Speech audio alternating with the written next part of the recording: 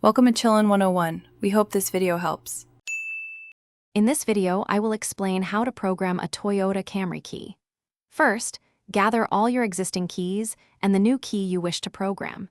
Make sure your car's battery is fully charged to avoid interruptions during the process. This method is straightforward and can save you a trip to the dealership. Follow these instructions carefully to successfully add a new key to your vehicle's system.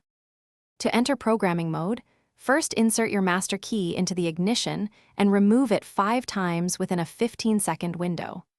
Next, open and close the driver's side door 6 times within 20 seconds.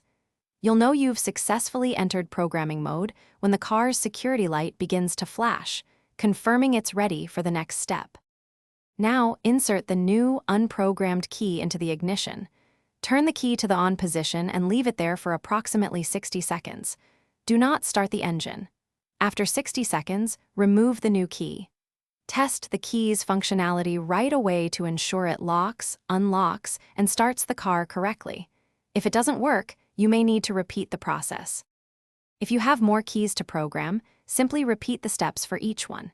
It's crucial to test every key, both old and new, to ensure they all function correctly after the programming sequence.